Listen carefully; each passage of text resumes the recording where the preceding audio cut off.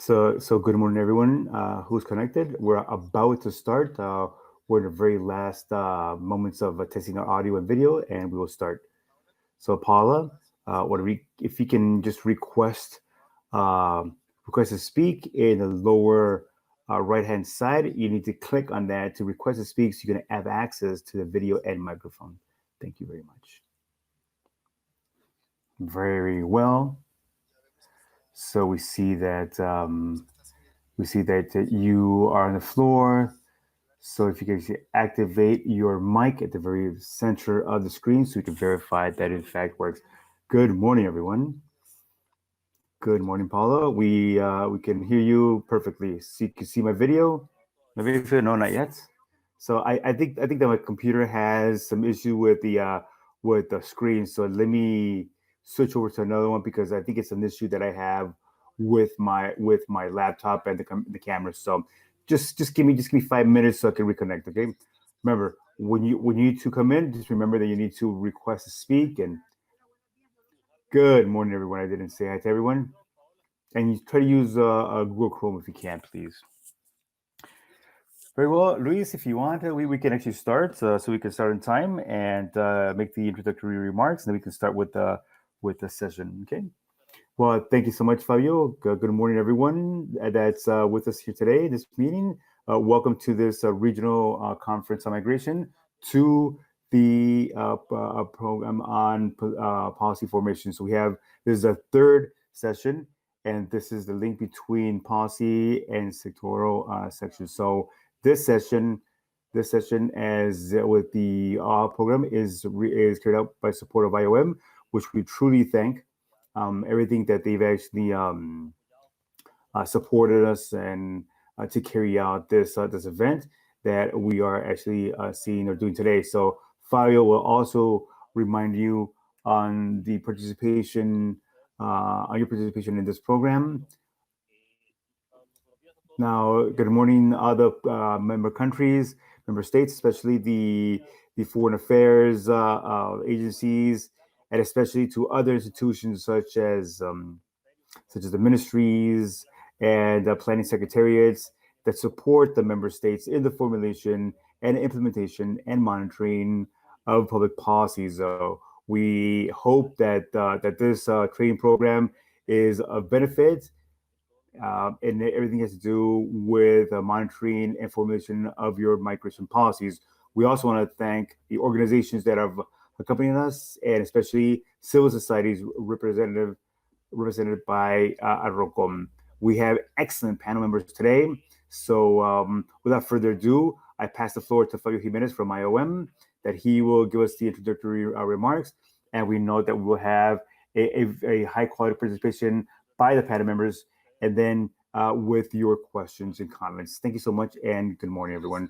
So thank you so much, Mr. Alonso, for starting the very last session on this training program on migration policy. Thanks to other representatives of the member states and civil society that accompany us today, and other observant agencies from the RCM that will participate today. I'm going to do a quick presentation to introduce this topic today. Today's topic is the transversality of a policy and its linked to other sectoral policies. So I'm gonna start with my presentation, then we will pass over to the presentation of the panel expert panel members on the different topics that we will see. And just give me 1 second here. That we will see specifically on health, migration, labor, and gender. If you can you see my screen? Yes, correct. I can see that. Thank you so much. So today, as I mentioned, it's how to integrate migration in development policies and other sectoral policies. This is a quick overview of how we actually developed this program on training, starting with the design on July 22nd, 29th. Last week we had a very interesting session when we talked about the use of data and evidence in during the implementation phases, follow-up, and assessment on migration policy. And today we were concentrated on this very last column on We call it the cross-cutting topics on migration and other sectoral policies. Like I said, we'll talk about labor, migration, labor, gender migration, and health migration. Remember that this for everyone that I see accompanying us today, signed by the member states and civil society to participate in this program. Remember that all materials, additional presentations, and videos that we've elaborated for this process are actually on the eCampus platform. So you can actually access the material that's been generated in this program in this platform, and also uh, you can actually complete the course, especially on the migration trends in Latin America. It's a short a course of 2 hours that constitutes one of the requirements to actually successfully complete this training program. So remember that the videos of these sessions are in both languages, English and Spanish, and you can actually access the eCampus. If you have any issues, just let us know, please. So we talked about the last week about how migration policies can actually be analyzed under this idea of that's a consensus that public policies can actually be divided for analytical cases for the different parts of this. So the issue is that this public policy is not isolated in the development of other policies, but the migration policy is developed and implemented and assessed at the same time that other policies in specific sectors, and they're actually linked clearly with migration, like access to basic health services, like education, obviously, the impact and the relationship that migration actually has with the work markets or labor markets. Of course, there's the dimension of safety, border management. Also, there's also transversal topics like gender, support of LGBTI population that actually has a direct link of how a policy is designed, implemented, and reviewed, and how these migration policies are actually reviewed, and how these policies have an impact and link to these other policies from the sectors. Now, how to actually integrate this, how we actually achieve that migration policy and other sectoral policies can actually be developed in a way that's more articulated and better integrated. Well, we need to remember that this transversality of migration requires a vertical integration in the sense of integrating different levels of the government. For example, levels in the countries where they actually apply at the federal level, at the state level, at the municipal level. Or, for example, in other countries, the administrative scheme is a bit more provincial, cantonal, and municipal. So the idea is to integrate different levels of the government and to integrate different institutions that has competences or can be linked to migration, not just exclusively to think about the competence of the institute or the directorate or department that actually regulates migration policy, but other participating institutions. Of course, this vertical integration of an integral focus on the government is combined or blended or must be accompanied rather with a horizontal integration, because what they call a pan-social focus of the government in such a way that they integrate other stakeholders, can actually integrate besides the government or from the public sectors, and also integrated private stakeholders from the civil society, employers, and some other stakeholders that actually accompany the implementation of public policy in migration and other matters as well. So this vertical and horizontal integration are fundamental to integrate migration in other areas. So I want to quickly argument with two very specific aspects of why the need of transversalizing migration to other development policies and sector policies. As you can see over here, the migration and related issues or topics to migration have direct references to different objectives of development that are sustainable and to different specific goals. For example, everything that has to do with student mobility and those associated to student mobility, but also on trafficking and exploitation of people, and labor migration and employment are very important that we will start next week, as a matter of fact. We'll start with a video conferencing dedicated exclusively on migration, on labor migration, and also on employment, and also from the perspective of the sector and the employment sector of the country. So the migration governance, remember that in the 2030 agenda, it's the first multilateral that actually recognizes migration as a key element for development, um, according to a goal 10.7. Also, remittances and data that actually related to these goals. So this is the first time that it's that these relationships are actually identified to these development topics. And the other aspect that I want to mention that I believe that it's actually proves this link is the context that we are right now. It's a context that has seen seriously affected by this pandemic, and as we've seen, it was collected in different documents from the UN and has replicated, of course, replicated by the IOM and other UN agencies. There's a direct link between migration and the pandemic situation, and we believe that the population and the mobility situation have been severely affected or greatly affected by this current situation of the pandemic due to different reasons, of course.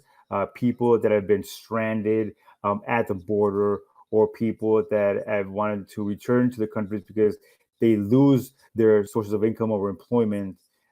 They've seen their risk situation magnified by this reality and due to this pandemic. The response that have been proposed by different agencies from the UN also reaffirms the need of understanding this direct link between migration and development.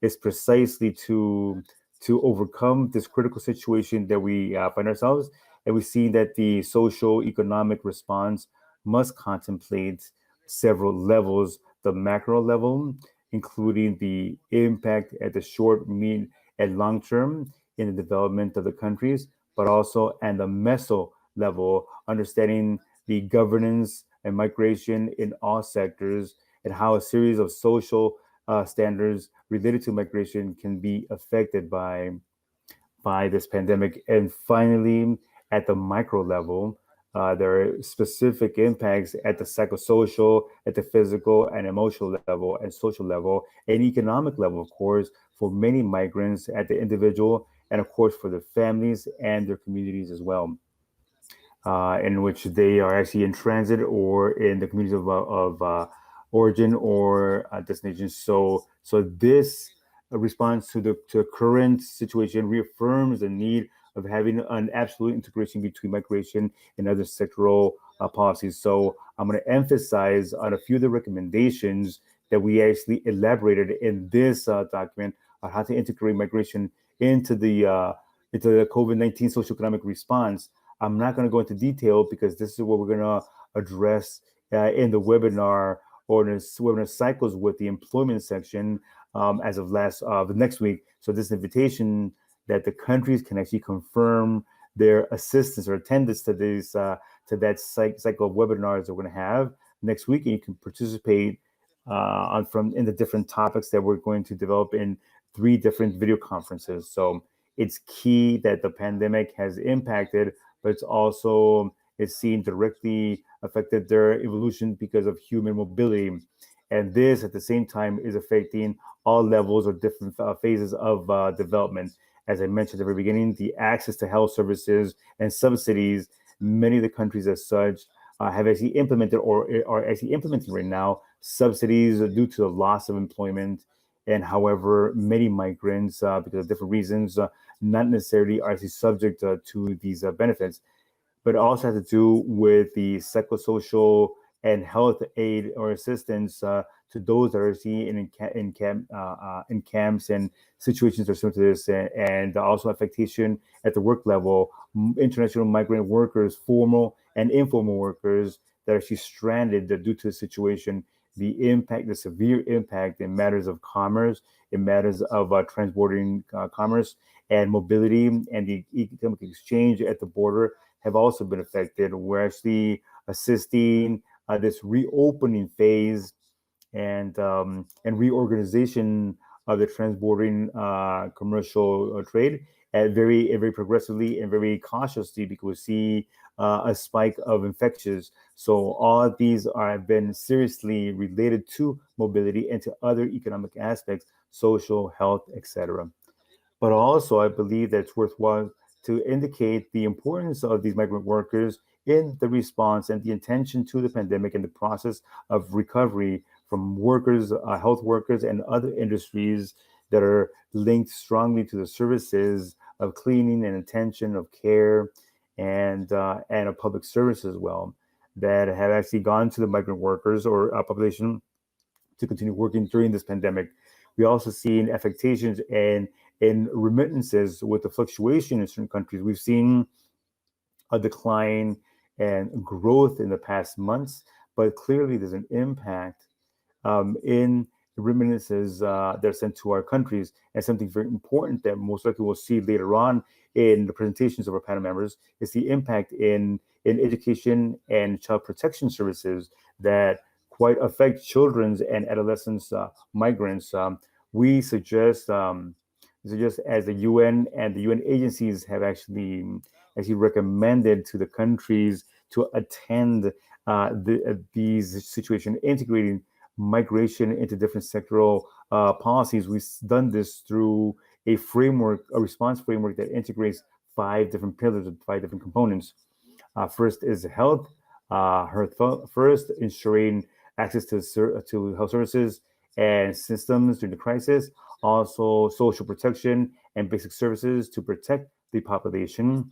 And of course, attempting as much as possible to guarantee a economic response and recovery, helping the companies and workers directly, and attending workers that are actually in the informal sector, and also provoking a macroeconomic response with negotiations with banks to allow access to credits and soft credits as well. And also ensure a greater social cohesion and community resilience, avoiding expressions of xenophobia or violence or racism under this context. There's a series of specific recommendations in this document that I'm not going to go into detail, but it has to do with forms or ways in which different governments or states can actually integrate migration in the socioeconomic responses under those current context. Equal access to health, for example, and a key element, which is to access to information on the crisis, so that people that are being mobilized can actually have information, clear information of how they should respect the health protocols, especially how they actually should attend or assist or go to a health center independently of their migration condition, but also approach the specific needs of migrants and refugees in vulnerable areas or those that are at risk of infection. Also, the recommendations specifically to prevent and address the stigma, discrimination, and xenophobia related to COVID-19 and its consequences. Now, this in the population, migrant population, and the national, local populations in our country. So there's a recommendation that is actively, proactively prevent these expressions of violence and discrimination. Of course, something very important is to identify and address those aspects that, in one way or another, impede or make it difficult to so that migrants can actually participate actively in the response in economic recovery due to the pandemic. Um, you can actually be part of the solutions, and also to ensure that the migrant populations, the refugees that are actually in conditions of vulnerability, especially migrant workers or those actually vulnerable to displacement, can actually be considered in this response and not left behind. Finally, to reiterate, and this is linked already to the previous session, the need of actually generating and processing data to actually have responses and quick assessments and relevant and pertinent to the migrant population, and also to support all the public authorities based on that information that we can actually generate to monitor the financial flows, transactional economic flows in remittances or investments. So these are the recommendations that are actually integrated into this document, and we can definitely facilitate this document. But you can also see in the eCampus section, like I mentioned, that we have all of these materials consolidated in that we actually generated in the process of development of this um, of this trading program. Now, with this brief introduction, I want to start with a section that panel members are actually going to make some presentations on sectoral policies and and its linked to migration. Adriana, we can start with you, Adriana, if you don't mind. Adriana Hidalgo from ILO. Can you actually activate your camera and your microphone, please, Adriana?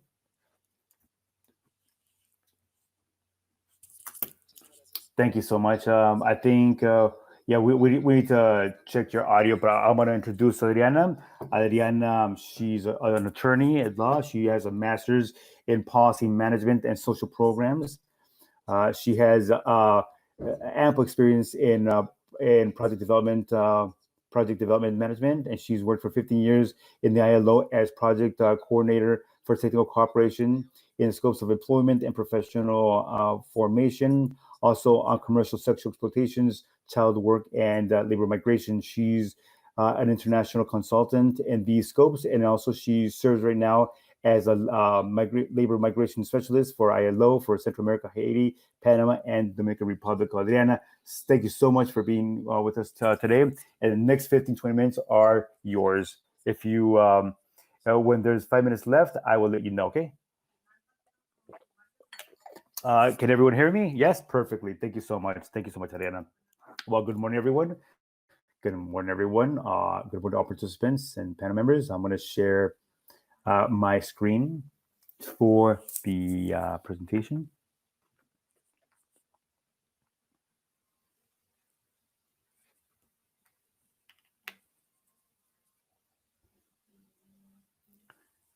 Yeah, I don't see it over here. Well, you could open it in a PowerPoint and then you can share it on the screen if you wish.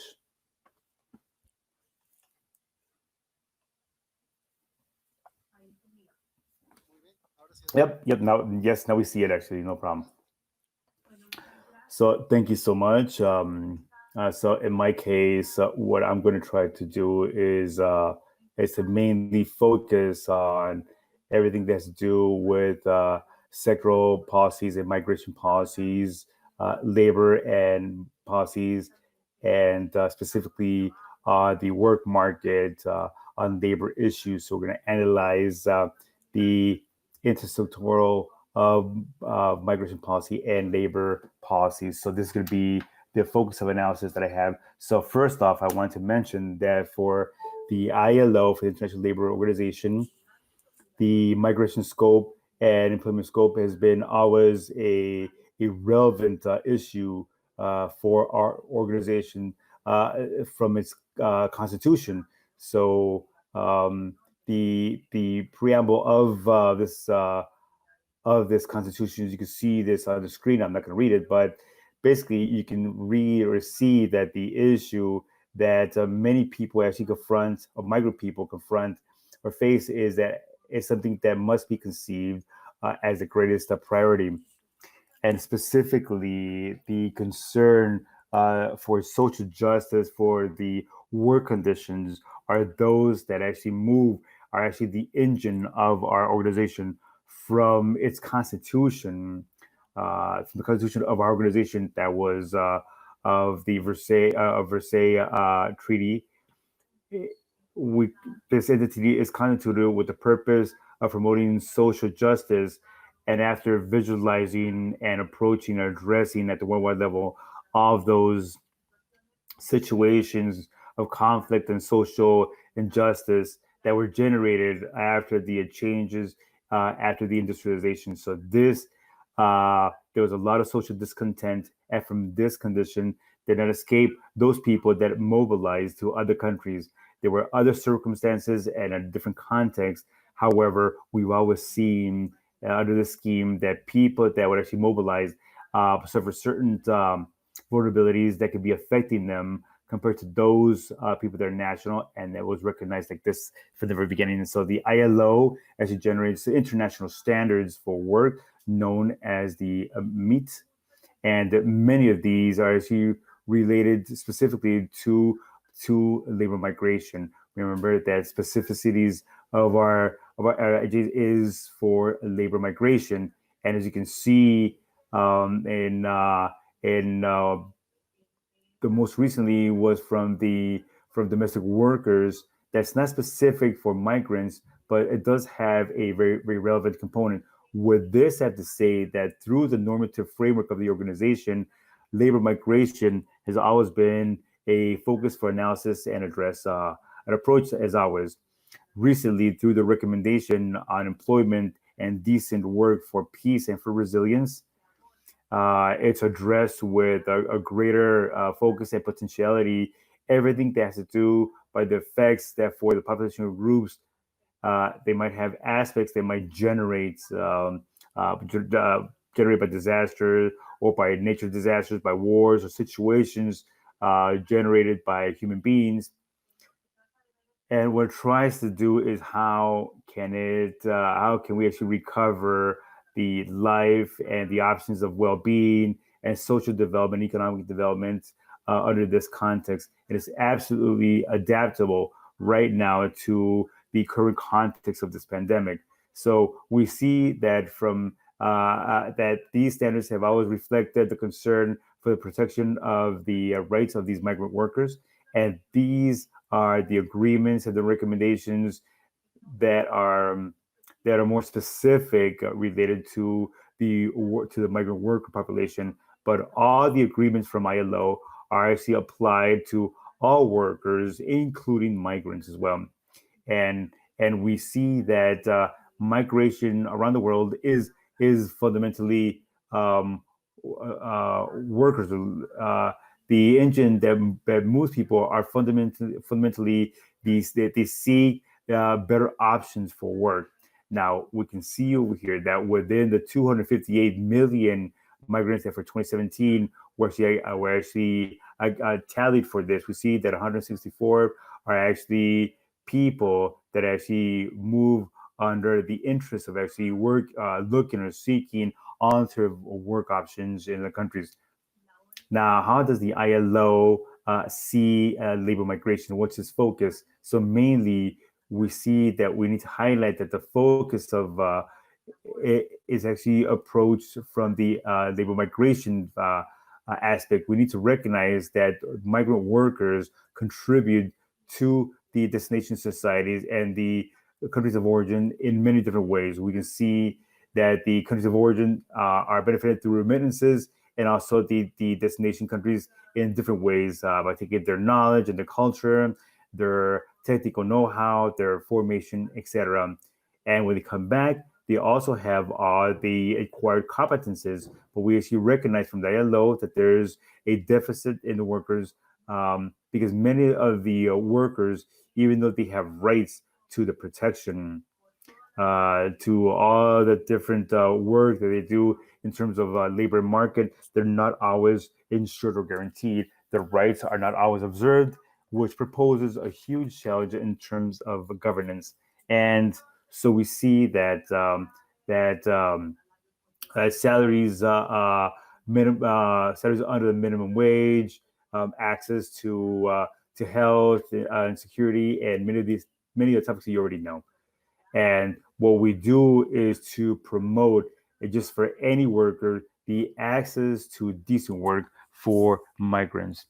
Now, the conceptualization of a decent work for the ILO is actually itemized in four different main components, which are employment, social protection, the rights of the workers, and social dialogue. So we see that in terms of employment, we refer that any person has rights to an employment, sufficient employment that provides security and health that allow them to actually perform adequately. When we talk about social protection, as you well know, it's a coverage through the entire cycle of anything that might happen during that time frame the rights that imply all of those all those rights that are conceived for any worker, and particularly for those that are migrants that might have a few restrictions, like the quota for hiring from certain countries.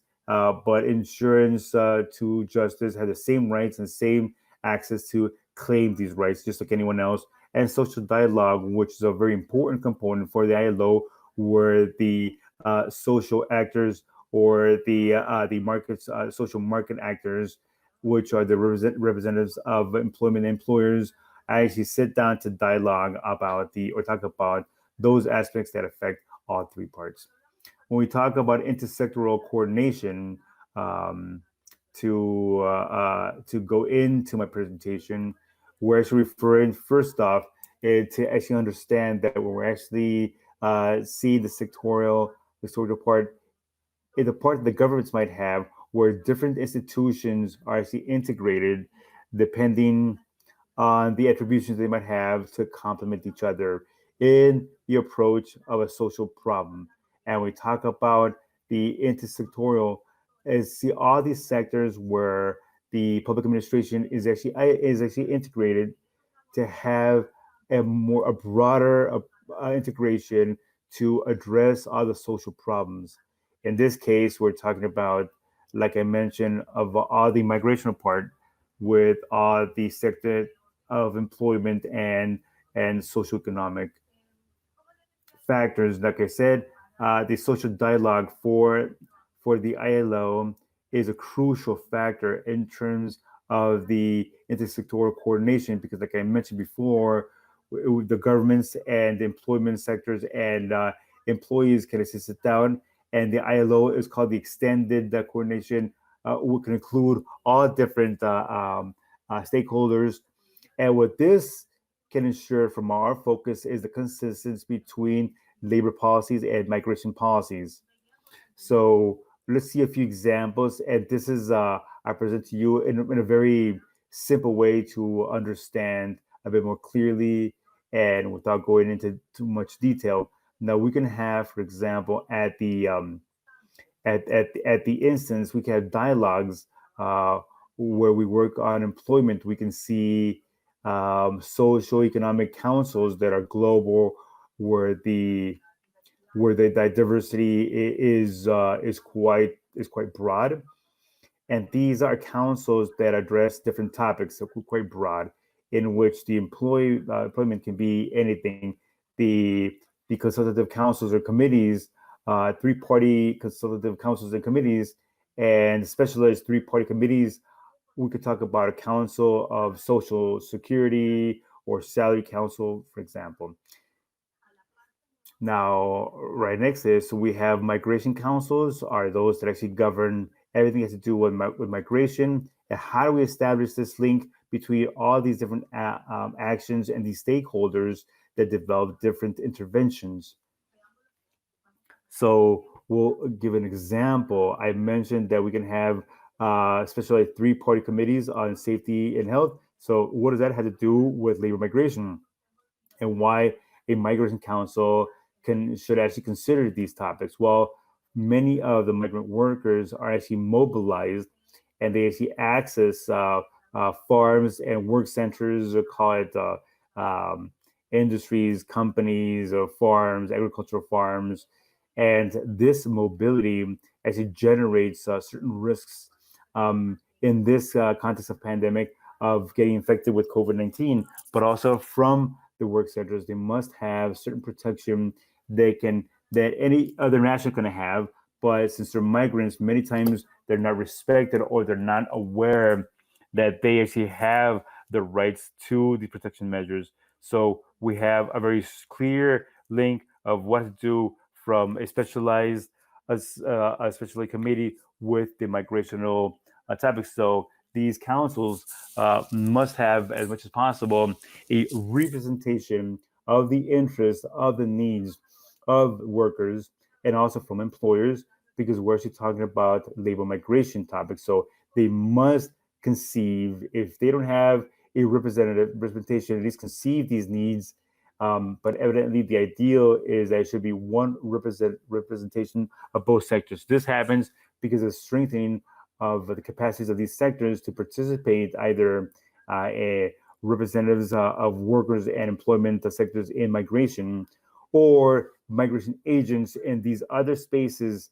in regards to work. They need to strengthen capacities. That's much of what we do in the ILO is to train the unions in the private sector in issues related to labor migration and governance. And of course, the need of the market is directly linked to these migrational topics, because we're talking about labor migration, but what are the demands of the market? How can we actually complement um, labor with these migrants so we can see? Yeah, 5 minutes, Adriana. So we can see a clear example in the agriculture and migration development policies, because we can also see how this link, what does agriculture have to do with this? You can say, so the dependence of the agricultural sectors in the seasonal migration workers, they can harmonize the migration laws to see exactly how much labor from outside do I need, and how to incorporate that into the national workforce. This conceives uh, health standards and safety standards and security sector. How do we bring them, and how do we protect them under this current context that they shouldn't affect others and they shouldn't affect each other? These are standards that are applicable from outside of the work centers. So how can actually work in withholding their competence and the formation, training, and recognizing their competences? We could also propose the salary equality in case of agricultural worker in general. There's a lot of salary gaps that they might pay, maybe paid by hour, by month, by every 2 weeks or weekly. And this actually helps us to work in the transborder cooperation, something that's very specific, like agricultural development. You can see exactly how we can actually link this into the migration. And this actually, we talked about formation, training, salaries. Um, a case that I actually want to present to you, which is going to be a good practice, is uh, is migration policy from Costa Rica, which its focus as it contemplates the social cohesion, the social incorporation and production incorporation of migrants and refugees. One of its principles has to do with the respect of labor rights of the workers, indifferently of the migration status, the focus on rights, and the principle of non-discrimination that's intimately related to this principle of the respect to labor rights, worker rights. And this actually ensures the guarantee of these rights under its specific objectives. It actually indicates that the policy has the purpose to improve the conditions of employment and the respect of labor rights of migrants and refugees. And within the strategic axes of what we call the integration development, we also see employment. So you can see from a migration policy, uh, we insert employment specifically, and then it's itemized in several interventions or specific actions. Now there are tools that ILO actually has to link migration aspects in employment. These are general principles and practical guidelines for an equal hiring and how to work in the national planes and international planes to guarantee that the contract of migrant workers is not abusive, and it's not undue. That's why you've seen a few specific standards in the quorum of these commissions, and it has principles that actually orient the application of these guidelines or practical standards, at the same time guidelines that indicate exactly who are the responsible and how to act in these cases. Other tools are the intervention in the life means guide based on the market for refugees, and including we can carry out articulation with other the UN agencies, and we also have the multilateral framework from ILO for labor migration that indicates how to integrate this into migrant policy, how can you integrate labor top issues, and a few challenges to transversalize migration in labor policies. We can say that it's a creation spaces of participation are not always do we have these spaces, and when they do exist, the representation is not always agile, or the stakeholders don't have that strengthening of capacities to develop in the best way in these spaces. And for this, we should require most likely to actually carry out the legal reforms and also develop public policies, like I mentioned, like it was mentioned in the first presentation by Fabio, where the entire cycle of production of public policies must be integrated by all these stakeholders, from the design to the implementation and assessment. We need to dynamize the social dialogue by the strengthening of capacities and the realization of consultative processes. It's necessary that in all the different discussions that are carried out, uh, all the different stakeholders from the market should participate if we're talking about labor migration. And finally, it's fundamental to regularize them. The link between regularization and rights, it's crystal clear. If we regularize people, we have greater access to work markets and professional training, social protection, and matching of diplomas and titles. So to wrap up, if we actually want to link between labor policies and migration, in aspects that are fundamental. And I had to highlight the regularization is the one that's going to open up this channel directly of conditions and with all these different sectors. Regularization is going to allow this for everyone. And we always have to remind the aspect of social dialogue, which is fundamental to establish um, correct actions with the different stakeholders that actually mediate in these issues. That is my participation. Thank you so much. Adriana, thank you so much. Very clear and very well organized, indicating all those very strong relationship between migration and labor market. Please accompany us for the Q&A section after all the presentations are done. And just to highlight that these links that you actually mentioned, Adriana, between migration and labor markets have actually motivated ILO and IOM to coordinate this through a collaboration in which we actually developed several conjunct actions together. So thank you so much, Adriana, for accompanying us today. Let me pass the floor over to our colleague, Carmen Paola Cepeda, to start her presentation on gender and migration. If Carmen, can you request to speak, please? And Paola, when you want to activate your video and your microphone, I want to introduce you and present Carmen Paula Zapata. She's a professional with over 25 years of experience with different international organizations of cooperation for development. She works for IOM since 2009, occupying different positions of leadership, such as office chief from the mission in Nicaragua, Managua. She's coordinated the regional project of prevention of violence against women in Central America. And she's currently the regional project coordinator for fostering social inclusion of migrant women in public policies in Central America and Dominican Republic, prevention of gender-based violence. Uh, Ms. Cepeda is a master's in finance in UAM and Tecnológico Monterrey with a licensure in economy and project specialization. And currently she's a candidate for a master's in crisis management from INCAE.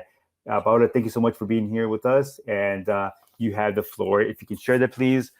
If you can share this from your screen, then I can help you from over here. Thank you so much.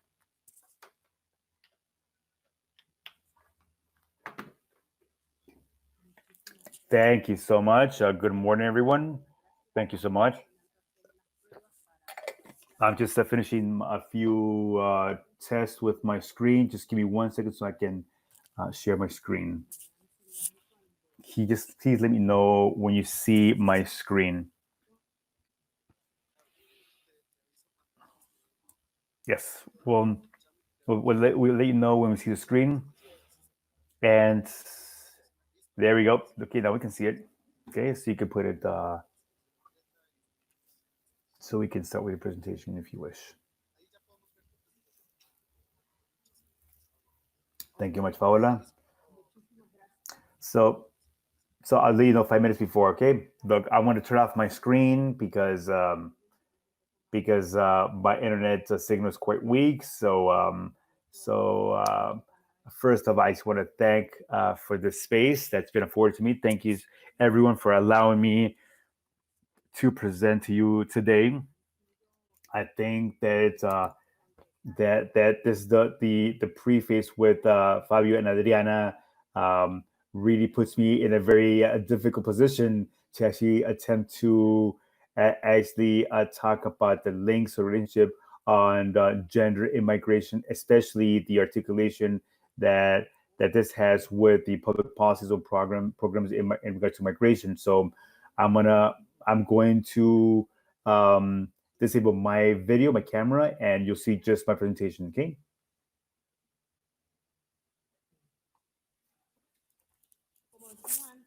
As I mentioned before, so I put this in perspective. A lot of the issues that I've been mentioned before, and my presentation is going to focus on reminding or going quickly through with the SDGs. Even Fabio already mentioned the SDGs, but I'm going to concentrate on SDG number 5, which is has to do with gender equality, and basically uh, from the IOM, we've worked on attempting to visualize exactly what are those contributions in matters of migration in the 2030 agenda. But based on this SDG number 5, that's exactly where we've actually developing different alternatives and different proposals, or the different work plans in which the organization has promised to work on it, specifically with everything that has to do with fighting against any sorts of women and children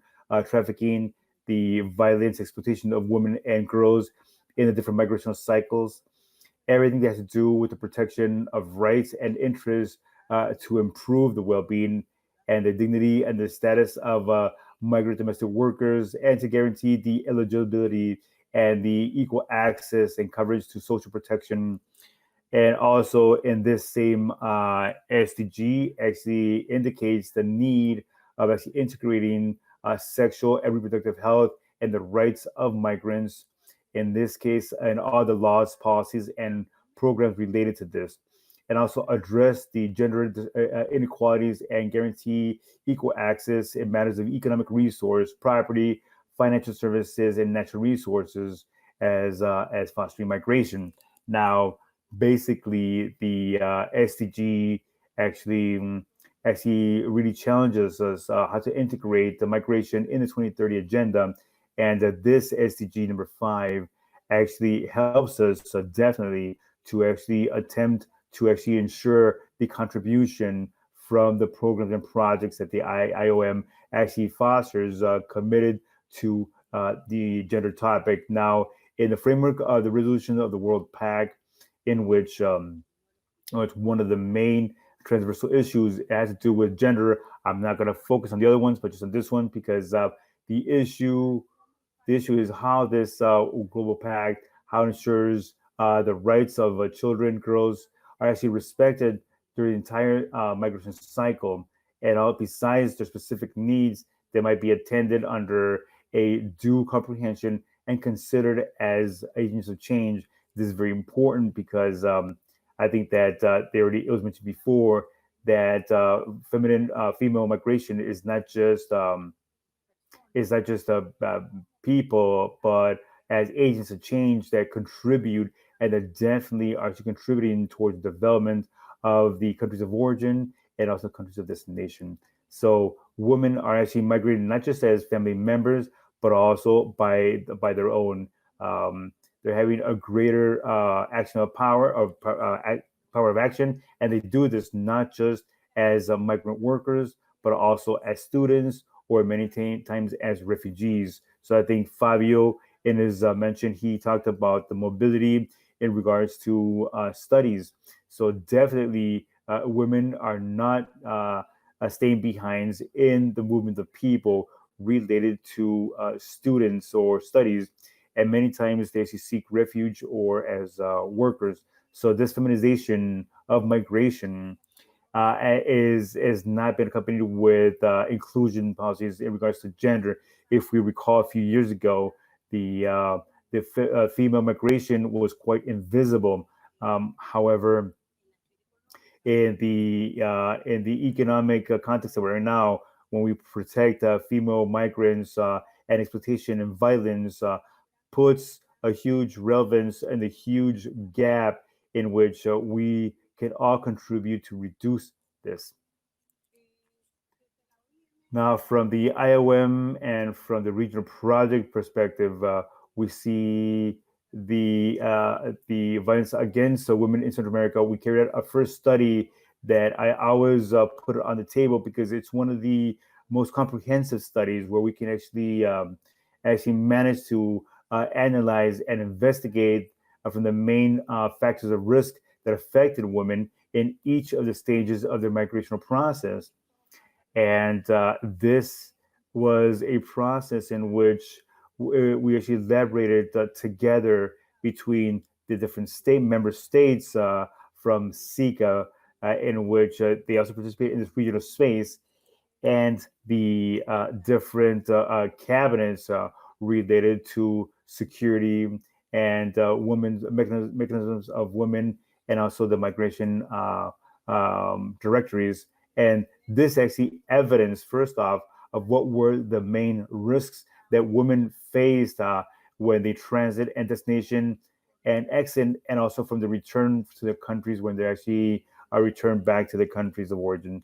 And one of these is domestic violence, when they actually left, the structural factors, sexual violence, and economic violence, the limited access to migrational services in the transit. And Adriana actually mentioned this recommendation. If there's no migrational regularization, then evidently this is one of the big factors of risk that women actually face in the transit and in the destination. The regularization and everything that's to do with the trafficking and smuggling that works, the limited health services and generalized violence and inadequate transportation. Also, in the destination, we talked about stigmatization. That Fabio actually mentioned this, that with COVID-19, these topics have been exacerbated quite strongly. All the obstacles of migration regularization and generalized violence, and when they return, even though the study is not so recent, it's been going on for a couple of years now, we're actually seeing that many of these gaps or risk factors are a reality, and they're being placed on the table based from the sanitary emergency crisis and from COVID-19, that the conditions of return of women in this case evidently have been conditions that are quite deplorable, and many of them have been exposed to greater vulnerabilities, social exclusion and re-victimization, and the lack of opportunities for reintegration, as well as the prevalence of the causes that originated the migration at its moment. When we talk about gender migration, I think it's important in this case to indicate a few of the aspects that she evidence, and that actually allows us to foster work and the contribution. The migration policies necessarily must respond and understand these realities and include specific measures to protect women and girls against exploitation and exposure, and to have access to information, to attendance, and to mechanisms that actually ensure their fundamental rights. Now, we're actually seeing that we saw this a specific example that we actually proposed, that in the global care, that there's how a division in the work in which basically by default women, they actually assume, or they they actually they talked about the letters of the house. They need to reinsert to actually receive compensation for the work. And in many of the cases, these compensations is precarious, or it's not a remuneration that's evidently just or fair. And besides this, these women must assume the care of the destination where they are. Specifically, when we talk about workers, home workers, they assume the care of this house, of that home, but they retain the responsibilities of the home of origin where they are. So when I interviewed a few women, we talk about these topics. It's always intention to hear that they're actually concerned because they're actually working at a certain moment at a certain place. I'm taking care of this person, and I'm very concerned about the health. But I'm very concerned about my children's health in Nicaragua or in Salvador. So basically, the global chain care change is something that women are actually trying they're it's something that they're actually it's something that's been imposed on them. Um, because of different the predominant standards of patriarchy societies and inequalities and work conditions. This discrimination and violence based on gender from the migrational cycle and during the countries of destination or in the countries of origin, the feminization of the migrant labor, in this case, as I see mentioned, for the domestic workers and for care, in which effectively the salary retributions are actually under or below what men receive. And I actually want to share this graph, in which we actually um, divide the place of origin and the point of employment, but there's also a home of a migrant woman who takes care of this woman and who is actually concerned for the situation or for the need that this woman is actually uh, is facing. Now, a few of the trends, and I think that we've actually Fabio and Adriana have actually mentioned this. However, I would indicate that at the end of 2008, the issue of the migration trend, it was 48% of the migration policy they were actually women, and we see how we actually document and generate greater evidence on the different trends of female migration. We can see that 48% of women and 52% of men actually received assistance in the resettlement processes. This is part of IOM, and we need to highlight the fact of human trafficking, in which they said that 54% of the cases of trafficking were actually women, and 20% were actually girls. So let me stop on this because we discussed of what's the future of these girls. So if we actually start to see a chain of violence from when there's minors, we see it affects their adulthood or during their entire life cycle. And equally, we all know that Central America is one of the corridors with greater migration heading towards the north. And the main reasons that actually motivate this is they always saw poverty and insecurity, and they always desired the family reunification. Specifically, sorry, we're at 5 minutes, okay? So very quickly, and most likely, our Alexander would talk about the about this issue, but I just want to highlight that within this, a few of the issues that are talked about the precariousness, xenophobia, and insecurity are things that women are actually suffering. Aldeana actually explained a very nice scheme about the levels of coordination, and we are actually trying to that within these levels of coordination, initially we can actually consider the health and socioeconomic aspects, but especially on the protection.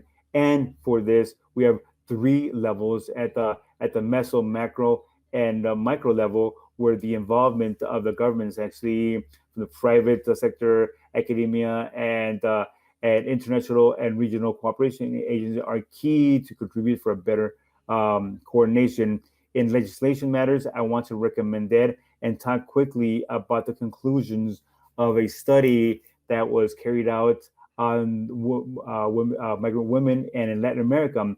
But that in conclusion, these talked about the importance and the need of strengthening the recognition of rights and protection of the migrant population, as well as a process of harmonization between both logics that it has to do with normative frameworks and of public policies. So this is the link that you can, if you want to read this study. The guidelines on migrant women that has been approved and has been a flagship topic in this conference. I have to mention this once again because at this moment, to incorporate all the efforts that contribute on the response and the recovery from COVID-19, specifically integrating women over here. And as one of the best practices in regards to the framework law, it's a law that actually can have as a practical part where she approached on the gender in a very transversal way from each of the chapters that the law actually addresses. So I believe that this is represented, but I think it's worthwhile to actually take it to the table. And one of the I think that the PIM SICA has addressed as a good practice from the perspective of gender and also respecting the different genders. I think that's something that's very important that in other documents that have been integrated recently, the gender represents something that is not just it's not just explicit but also implicit, and it's placed on the table. So last year we had the pleasure of actually launching this project of social inclusion of migrant workers in public policies, and basically what I have to indicate is the regional model on as one of the projects that the integration of empowerment, economic empowerment of women, and the strengthening of capacities as three of the main axes of this project. In regards to this was addressed by Adriana, I believe, but I am not going to stop and detail this. There's a few of the details that might be used to strengthen the knowledge in matters of gender that are actually available in the eCampus. And lastly, a few of the challenges that we consider.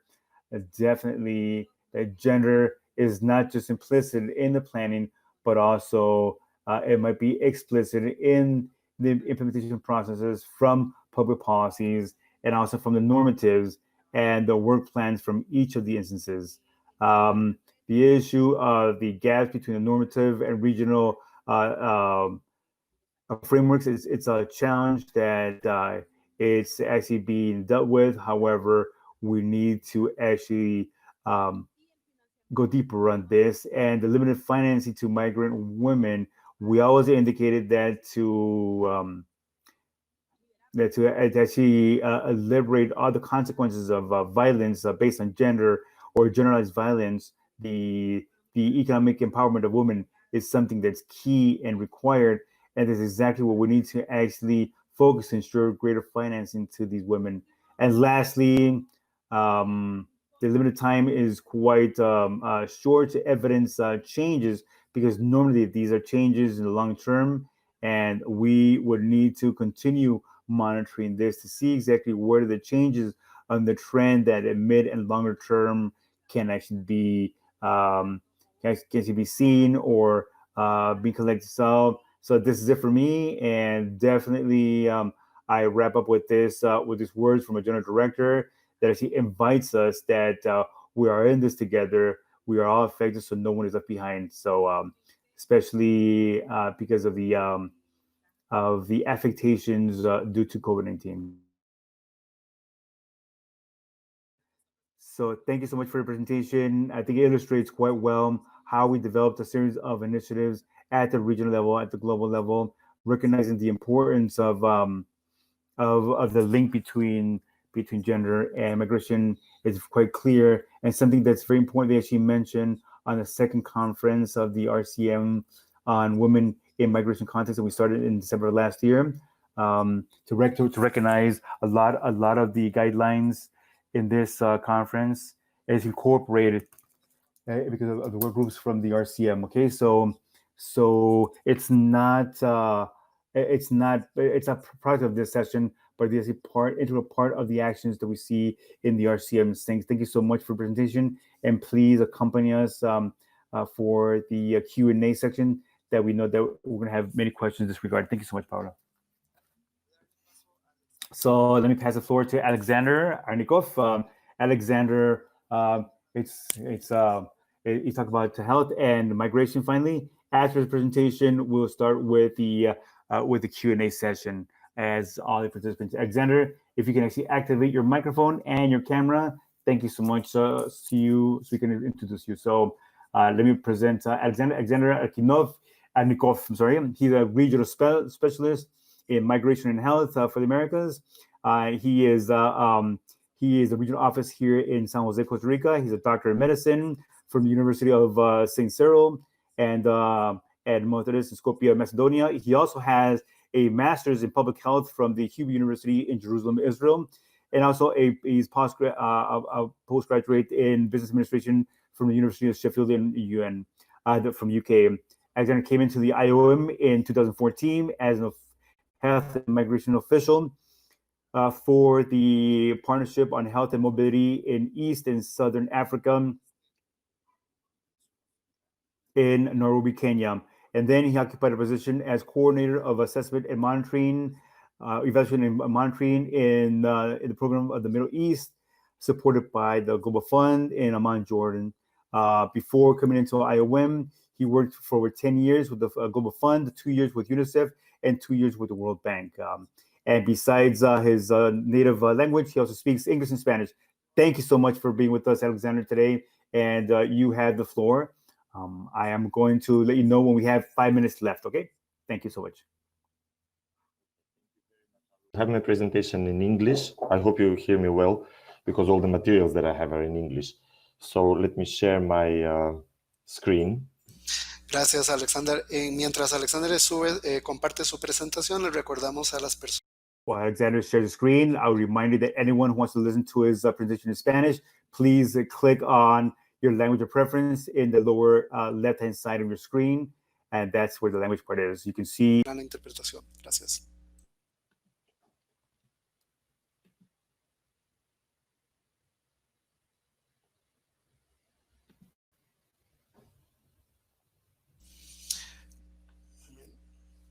Listo, Alexander.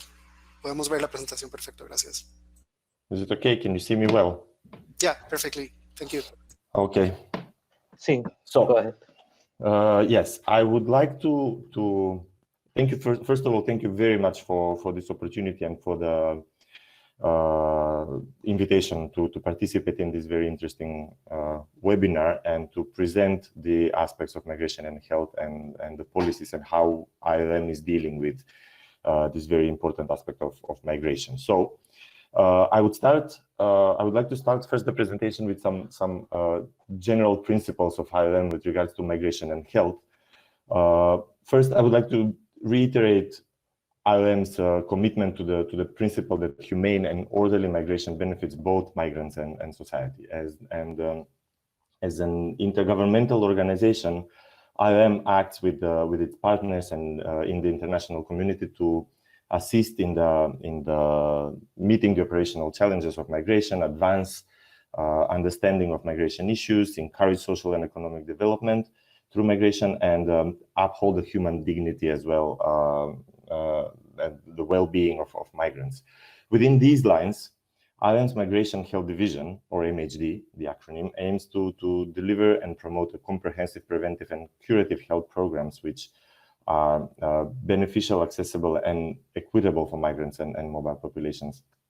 And through these types of programs, ILM contributes towards the physical, mental, and social well-being of migrants, enabling them and host communities to achieve the social and economic development. Before we continue, I would like to introduce a very important concept from public health perspective, and this is the concept of human mobility. UNDESA and ILM estimate that close to 244 million international migrants and 740 million internal migrants are on the move.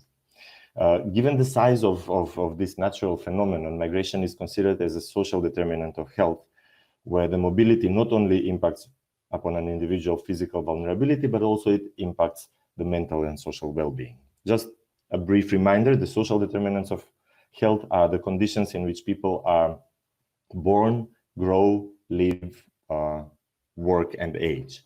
They include factors like socioeconomic status, education, neighborhood and physical environment, employment, social support networks, as well as access to healthcare. From a public health point of view, mobility is what matters. The current COVID pandemic teaches us a very important lesson. No one is spared from the virus. From the virus, regardless of the migration status, education, social, and cultural norms. Migrants and mobile populations face many obstacles in accessing essential health services due to a number of factors, including irregular immigration status, language barrier, a lack of migrant inclusive health policies, and inaccessibility of services. Such disparities impact the well-being of migrants and the host communities, and undermine the realization of global health goals, such as preventing, treating, and eliminating of some of the major diseases in nowadays, like HIV, TB, malaria, or influenza, or COVID now. Of course, I will be I don't want to turn this presentation into COVID presentation, but I have to just outline few aspects for COVID-19 and mobility. In the face of COVID-19, I would like to highlight again that the need for inclusive approaches and calls on countries to combat stigma and address the specific vulnerabilities of migrants, while recognizing them as key stakeholders themselves, whether as a part of the health workforce fighting the pandemic, or as contributors to future socioeconomic recovery. And as a committed UN agency on promoting the health of migrants, IOM continues to implement policy and operational measures on the human mobility dimensions of this pandemic, including migration communication campaigns, population mobility mapping, health capacity development at points of entry, cross-border coordination, while ensuring continuity of care for essential services such as TB and malaria treatments, and routine immunization during the pandemic response. Because of the pandemics, we should not leave out all the other public health interventions that already are ongoing and are very important. IOM works in partnership with and is guided by multiple stakeholders in international health and migration sectors. We promote dialogues between states and cooperation among agencies, and this involves various stakeholders, including civil society and migrants. Civil society and migrants as both subjects and agents of migration. At the national level, IOM engages closely with relevant government ministries, especially ministries of health and immigration, and non-governmental organizations, as well as private sector entities such as employment agencies. At the regional and global level, key partners include relevant UN agencies like WHO, PAHO in the case of the Americas, UNAIDS, UNHCR, ILO, and civil society partners, including migrants associations and academia.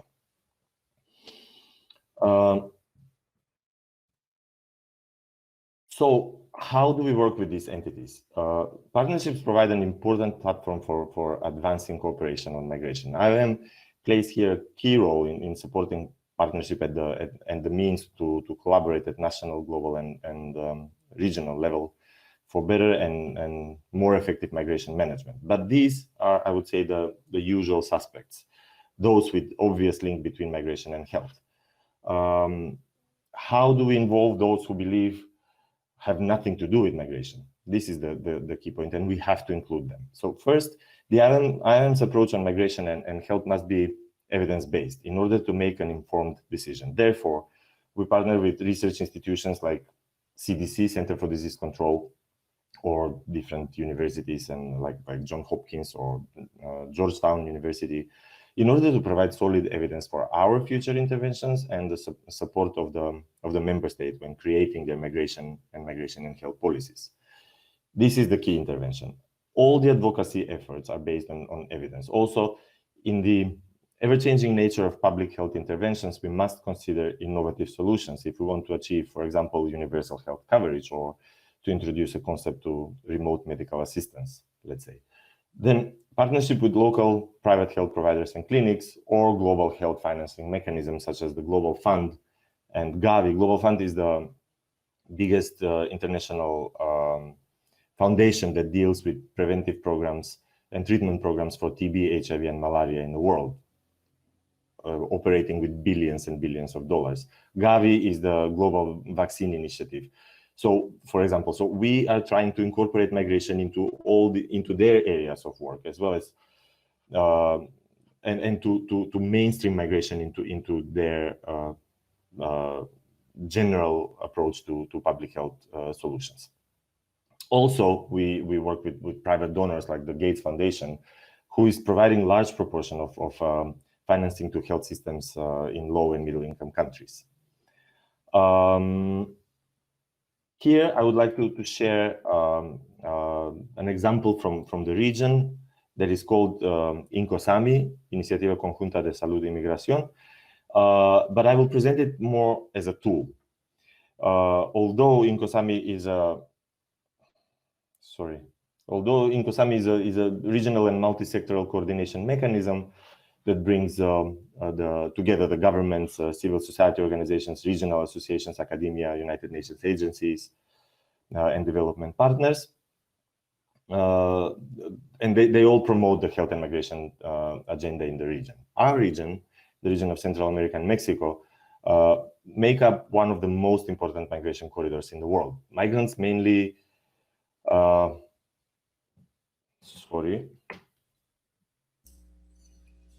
something happens. Alex, nada más habría que compartir. You can share your presentation again, please. Yeah, I will. Okay. No worries. It's fine. Yeah, okay. Can you see it well now? Not yet. Not yet? Okay, wait.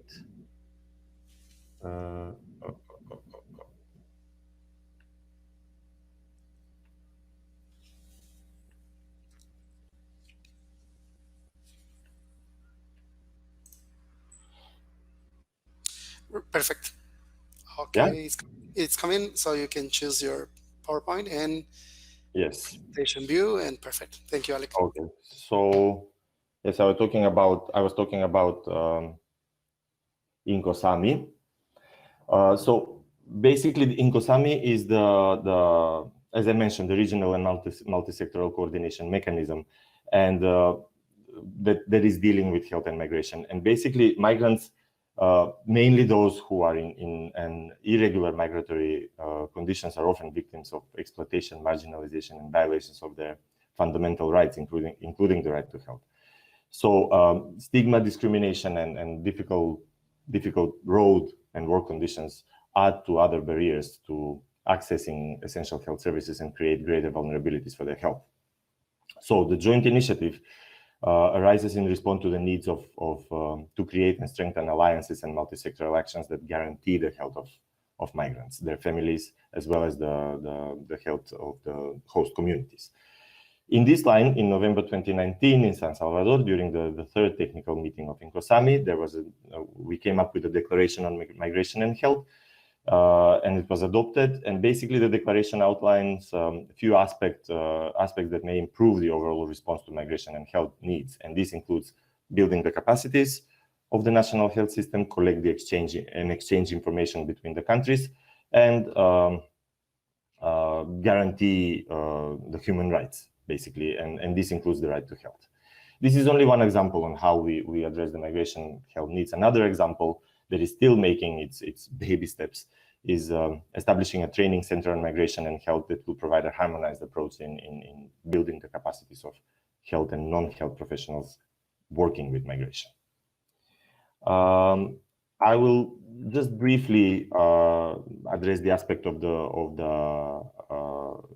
Global Compact for Safe, Orderly, and Regular Migration that was already mentioned by my colleagues before, as well as the universal health coverage, and also the 2030 UN Agenda for Sustainable Development Goals. All these, yes? Just 5 minutes, Alec. Thank you. Yeah, I'm finishing. All these documents are basically reflecting migration and health as well. Within the Sustainable Development Goals, there are 8 out of 17 goals contain targets and indicators on migration and health that are relevant to migration and health, and specifically the goal number 3, the good health and well-being, is addressing the health of migrants. All this was confirmed in the latest 73rd World Health Assembly, where IOM was participating, and all the needs were reaffirmed again: the need for global partnership, the need for research and development, the need for timely access to quality, safe, and affordable diagnostic, therapeutics, medicines, and the vaccines, especially the vaccines, and the COVID-19 strengthening the health systems, and the real need, and the value of the universal health coverage. So, yeah, this is the last slide. Of course, we are facing challenges, and this requires a lot of work and a lot of dedication. And first of all, our old companions like stigma, discrimination, and xenophobia are present constantly, and from terrorism to disease outbreaks. And in the past, let's say like the cholera outbreaks in the 19th century, or the HIV outbreak in the 1980s, and H1N1 influenza, now COVID, all these are making migrants looking bad. And people have a tendency to point a finger at migrants and basically put the blame on them. However, there are many other challenges that we are facing when we want to incorporate migration and health into policies, and these are limited access to health services. There might be policies, implicit or explicit policies, that are limiting the access to health services of migrants. Then interrupted treatment for chronic diseases like diabetes, hypertension, or HIV. On the way, especially migrants in irregular situations, on the way to their final destination, they're facing violence and insecurity, trafficking, smuggling, abuse, sexual abuse, gender-based violence. They live in poor living conditions that are increasing the health vulnerabilities. So TB is there just waiting for poor living conditions. Malnutrition and dehydration is one of the most common health conditions among the migrants. Vulnerabilities at work. This pandemic taught us that basically we, even in the developed countries like the United States, due to limited access of preventive equipment, there were thousands of minor outbreaks in the work environments where migrants were especially heavily affected. So I can continue listing challenges and vulnerabilities for migrants, but basically, and I'm finalizing with this, I usually always finish with my presentation with this sentence that I really like and I really support. This comes from the former UN Special Rapporteur on human rights of migrants, and I think that it summarizes everything that we are doing and we have to do. Instead of resisting migration, let's organize it. So I will leave you with this sentence as a food for thought, and we can discuss later on about this and any other aspects of migration and health. Thank you very much. Thank you, Alec. Thank you very much for this very complete presentation. I think it's wonderful to have this view on health and migration, because obviously we have been in a very particular year in which migration and health are absolutely in the center of political, technical discussions. So thank you very much for staying today with us. Please stay there. Y le voy a pedir a Paola y Adriana, por favor, que activen su... And I'm going to ask Paola and Adriana if she can activate your audio and camera because we're going to start with the session on Q&A with the rest of the participants from the RCM. And thank you so much, Luis. So you have the floor. Thank you, Fabio. So once again, thank you all the three presenters. What I want to do is to highlight that these three topics that we talked about today, that are fundamental parts of a public policy on matters of migration, have been covered by the RCM throughout its 25 years of existence.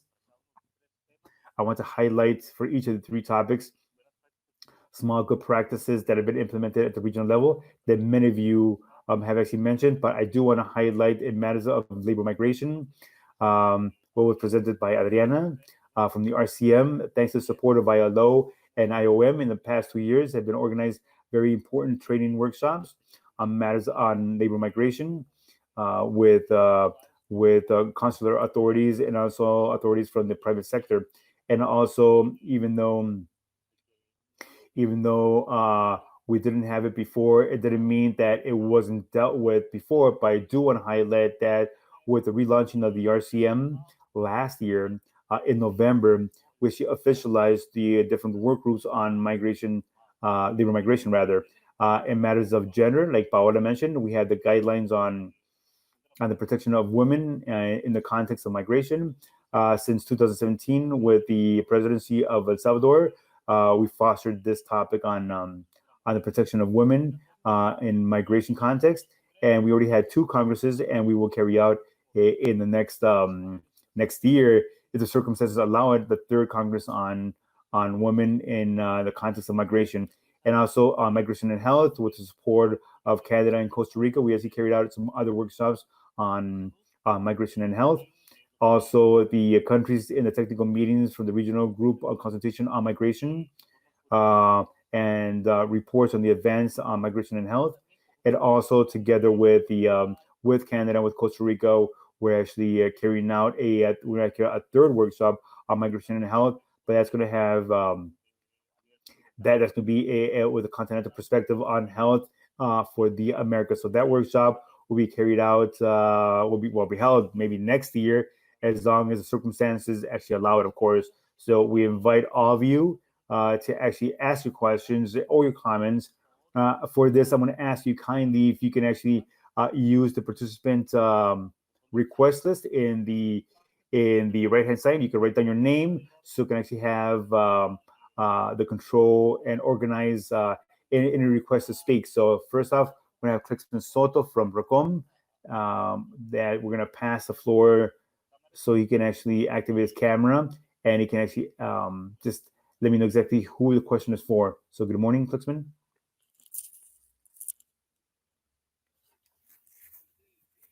Good morning. It's a pleasure to actually be here with you in this training program. As you might want to know, Clixton Soto represented the RACOM.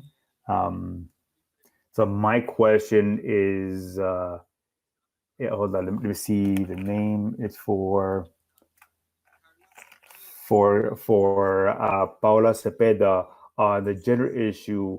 What are we doing with the LGBTIQ population and also the differentiated violence lived up by men? I think that the gender was seen on violence on women, but maybe you can expand this aspect on these different populations that I mentioned, or sectors rather, that you didn't really detail that much. Thank you so much. Thank you so much, Clixman. Paula? So thank you so much for your question. And evidently, due to time constraints, I really couldn't cover all topics, but I do believe that it's very important that when we mention never leave anyone behind, like I wrapped up, because evidently this is an inclusive topic that actually affects all populations. Now, in matters of work with the LGBTIQ population, we have in eCampus, we have a few tools that we've actually been potentializing with different organizations to actually address, have a comprehensive address with the population and work with the LGBTIQ community. Also with trans women, with trans population, we have work that's being developed with the Mexican American Project, like about 2 years ago, I believe. And these work plans have actually continued in each of the countries in which we actually have which address these issues, and we need to work on the vulnerabilities represented for this population in regards to the migration process in matters of regularization, and also in matters of the current pandemic. We've seen there's a huge vulnerability for this population specifically, so they're not absent from the process. We're actually, but rather there's a commitment of integrating and to have an inclusive work with all the vulnerable populations. Also, for differentiating men, thank you so much for that question, because for us, it's really important to actually work with the development of all the masculinities. If we actually work of actually integrating men in all this process, then definitely the issue of reduction of violence or the generation of new masculinities from the infancy stages is something that we're actually addressing. We have youth agendas in schools where we actually work on this topic on masculinities with boys and male adolescents, so and with all populations, because in the role of genders in my presentation, we believe that simply because you're a woman or the fact that you're a man, you have to assume certain roles. So I'm very happy that you've actually asked about this. Definitely, because this is an issue that, in a holistic and integral way, we need to see this in all aspects that it entails. Thank you. Thank you, Kalisman, for your question and for your contribution through your question.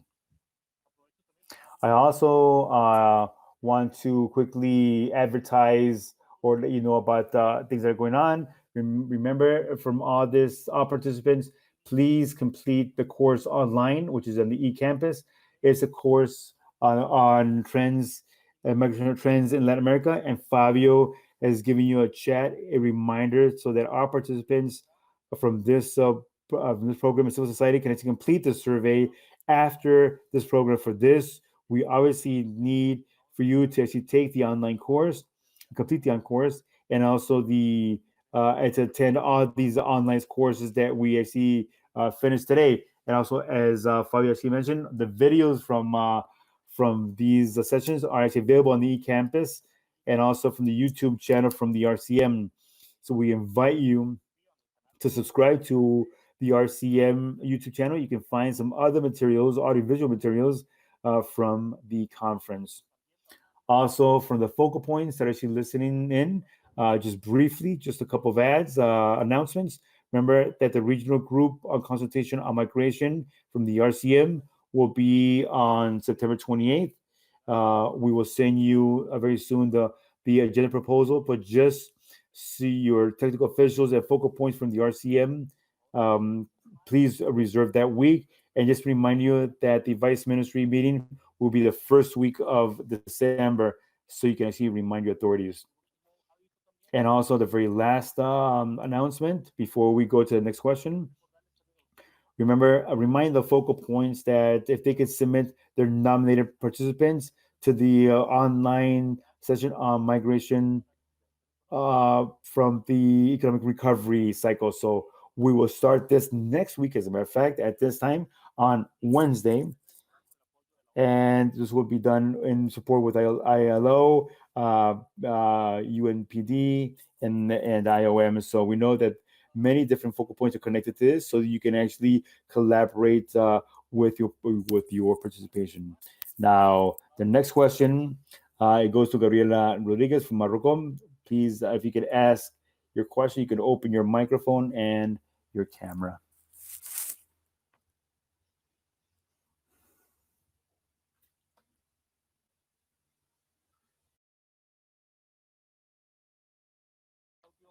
I think your microphone is off. I think you're on mute.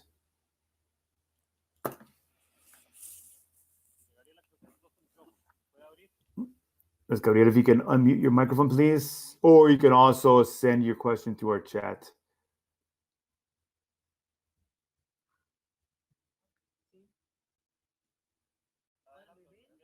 Can you hear me? Can you see me? Yes.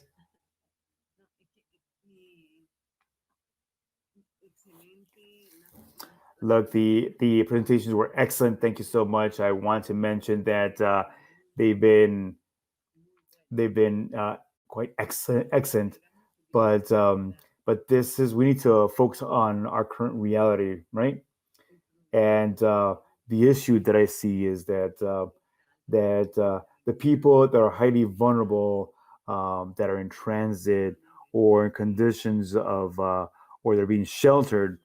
So how can we actually apply what Alexander actually mentioned, for example, or how can we actually apply the issues that have to do with women, for example? Because what Adriana actually mentioned too, say in the case of labor migration, but we're not they're not dealing people that are migrant workers with dignity. They're actually seeing them as simple labor objects, and they come over to pick coffee and that's it. So what I want to say is how can we actually make these policies a lot more present or a lot more um, tangible, and also how can we actually implement these, because in general we know this. I know about this, but how can we actually implement according to the emergency that we're seeing right now? How can we actually implement this? Thank you, Gabriela. You actually propose a very challenging question. I think that the three panel members can actually reflect about your question or about your comment. Just to clarify, we right now, just to clarify, we don't have any panel member from Foreign Affairs right now, but I will pass the floor of the order to Adriana if she could actually give us her comments about the challenges on labor migration in this current conditions of the pandemic, and then we'll go with Paola and then with Alec. So, Adriana, I pass the floor to the challenge that Gabriela actually mentions. Thank you. Can you hear me? Yes? Okay. Look, a big, huge hugs and greetings to Gabriela at the distance. Yes, it is a huge challenge. I was reviewing a study on youth migration that tomorrow I actually have a presentation with ILO for Guatemala and Mexico.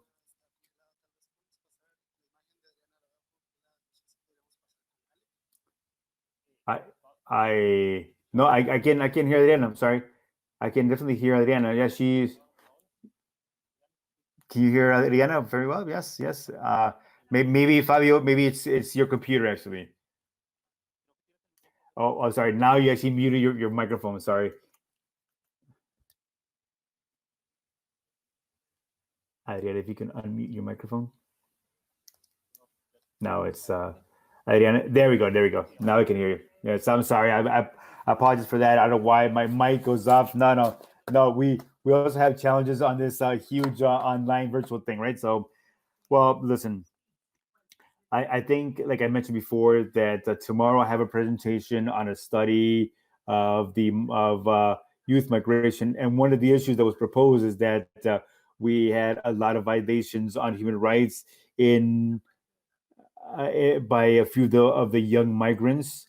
So what I thought is that we actually required to actually disseminate more information on rights. And the study actually indicated for long that there was fear of actually filing a complaint, even though they were violated. There was a fear of actually filing a complaint because there are people that if they did so, they wouldn't be hired again. So what I tried to do is that it is a challenge. If we talked about the fact that if they need information on how to file a complaint, then we see that if they do that, there is fear of filing a complaint. So, what options do we have? So, I think that there's a lot of ignorance on the rights and where to file complaints. So, I think that we need to continue actually doing this. However, how to protect the other part of how of how the situation is addressed, and I think that the role of the inspectors is crucial over here. But many of these countries, we have very few inspectors that are available to, because of the huge dimensions of in regards to the territory distance, but to carry out the inspections in agriculture, it's a true challenge, because so I believe that the work inspection is fundamental in this case, and to ensure that the people, even they if they find a complaint, are not persecuted, and then we have some other channels protection that actually go out of the labor competence that we're seeing. So if there's some or other sort of threat, then we might have some criminal charges and some other kind of threats that might be included in this, but we need to guarantee that if someone is filing a complaint, is not going to be deported, because they're and so we can actually implement these standards. So I highlight that it's the protection agencies from of the territorial circumstances, that the inspection of the work at the preventative level, and not just the by overseeing this, of educating, going to the farms and indicating what are the obligations and others. But I am aware that if that the situation can turn a bit more difficult, so we need to reinforce the networks and defense and the rights of the migrants. And for example, where we have the prosecutors of human rights, they might be involved in this. Thank you so much, Adriana. Paula, you have the floor. Thank you very much. Thank you so much, Gabriela, and greetings. It's been a long time since we've talked to each other, but I think that effectively this component actually evidences a lot of the things that are already happening. I think that what COVID has done is to evidence a bit more open that what we've seen and known for many years, but right now we see this under crude reality of COVID-19. So the IOM in general terms, uh, in regards to ensuring the access to safe facilities of in regards to shelter, for example, it's one of the big commitments that we actually have in matters of assistance by the governments, and we're actually working on this. I think that Alex is going to talk about a bit more about the access to safe facilities. Could be one of the recommendations in providing protection, for example, or all the equipment of for biosafety for these migrant workers. It's another issue that can actually be promoted. Also, the information, feasible and trustworthy information, is vulnerable to actually fall into the wrong hands. And also, Fabio actually mentioned, and for us, it's key to actually provide all the assistance on mental health and psychosocial health assistance, because as people are healthier, then we can actually improve the conditions, and to actually help them to confront those complaints that Adriana actually mentioned before.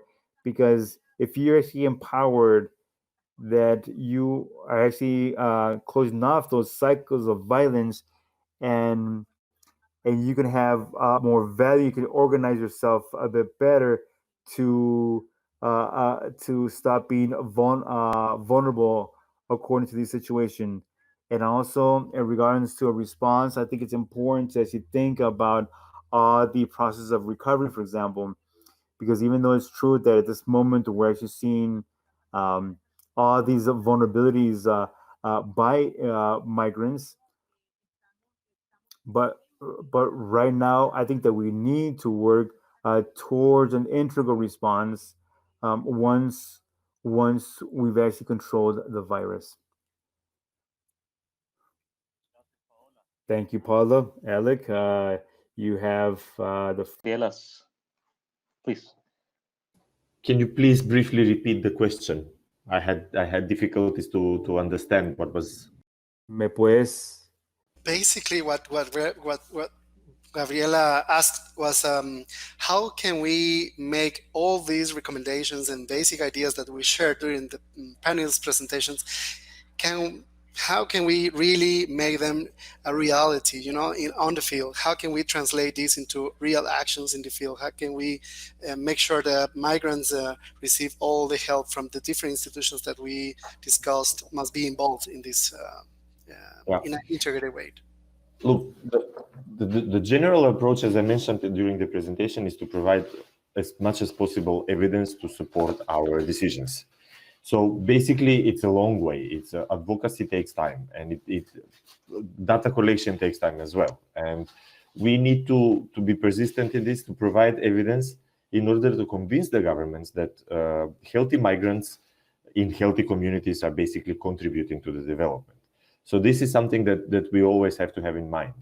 Unfortunately, situations like COVID now and other outbreaks that are happening, cholera, let's say, in very localized settings, are fighting back to us. And they are just basically, if we make one step, any kind of public health event of importance is pushing us back to twice.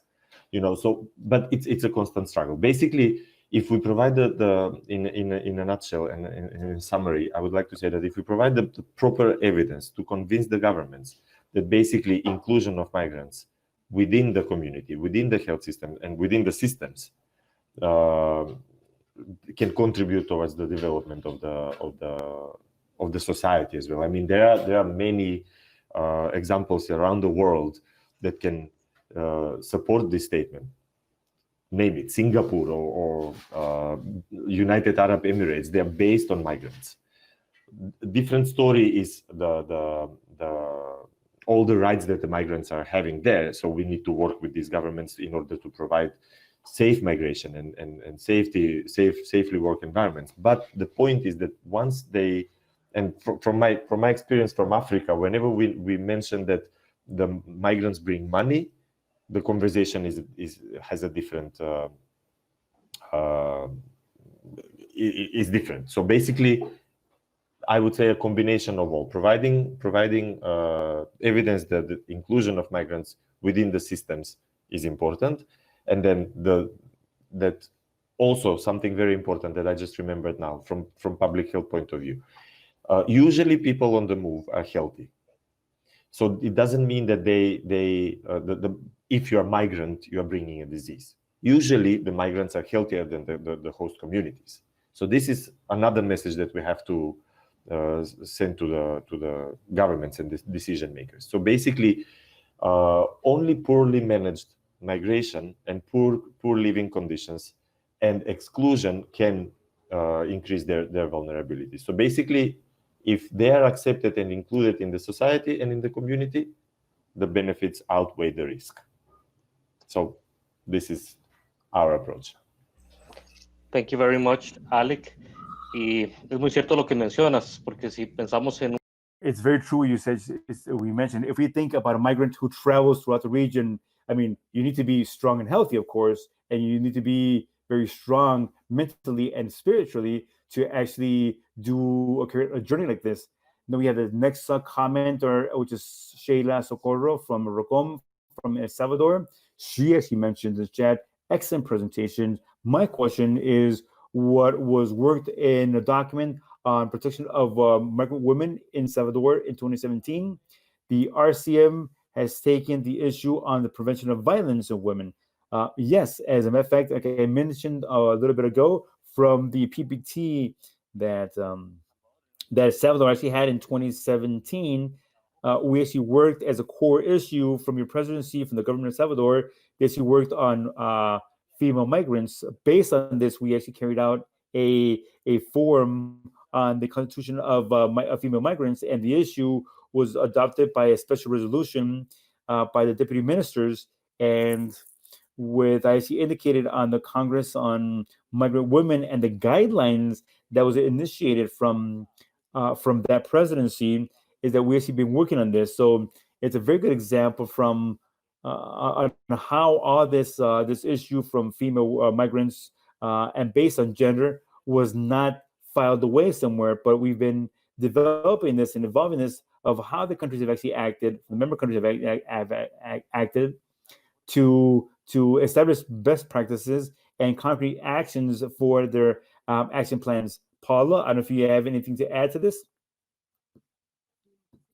Yes, thank you so much. Look, I truly believe that the results, precisely from that first Congress in Salvador, is which is why we are where we are here, based on that evidence and those recommendations, that all those that presented in Salvador actually allowed, first off, to actually incorporate in the plan, like Luis Alonso mentioned, to actually have a work plan that matters on gender and also on the integration, from the Congress of El Salvador, where we actually managed to actually collect all those concerns, to collect all those gaps and all those recommendations that were mentioned, actually allowed us to have a work plan which it's allowed an approach on this gender-based issue. So this also helped to actually create a program, which is a social inclusion program for migrant women, that we actually started in November. We started in November of last year,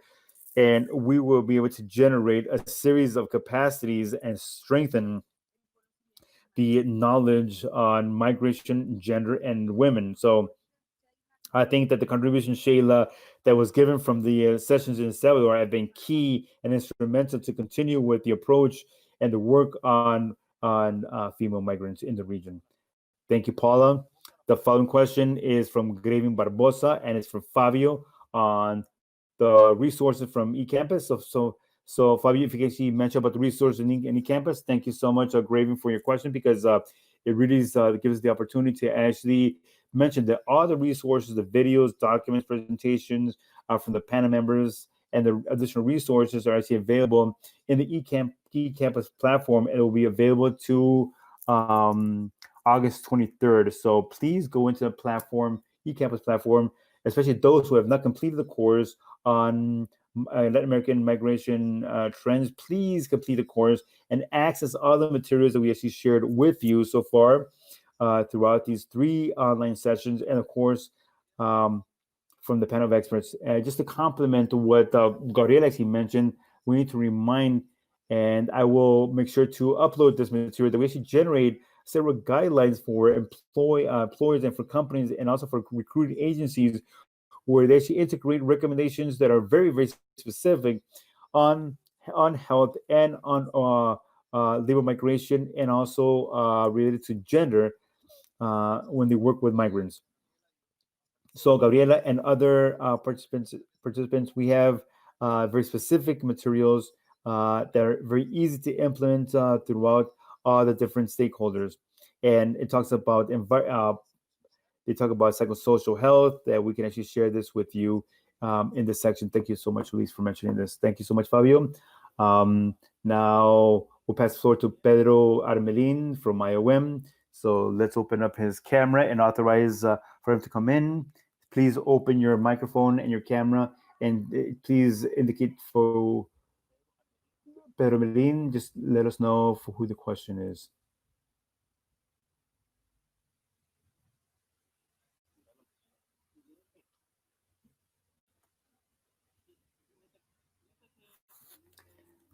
So do you mind if I make my question in English? Yep. Question is for Alec, in the sense of in the context of health migration, what we're seeing is like several national health systems and international organizations diverting resources from the regular programming activities to COVID-19 response, and that creates some sort of issue with like resource prioritization, because you're moving the focus from this the problems that were in the context of migration, for example, the problems that currently existed before the pandemic, and then moving them to actions that are more closely associated to COVID-19. In the idea of no one left behind and the public policy to make sure that migration is orderly, how can we tackle that situation? How can we deal with the fact that all the resources are being channeled in one activity, and the other problems don't have as many resources as they used to have before. Thank you, Pedro. The COVID, this pandemic, this current pandemic is teaching us a very, very important lesson. Basically, we realized even for the systems that believe that are well developed and well financed, it turns out that they're not. So this happened in many of the very well developed systems in Europe, for example, and the way they managed to respond. And basically, the most of the systems are collapsing or are on the verge of collapse because of limited resources. So, of course, because this is something new, and we honestly don't know how to deal with this in this scale, like this pandemic. Yes, we were dealing with Ebola, but Ebola was localized in one region in Africa.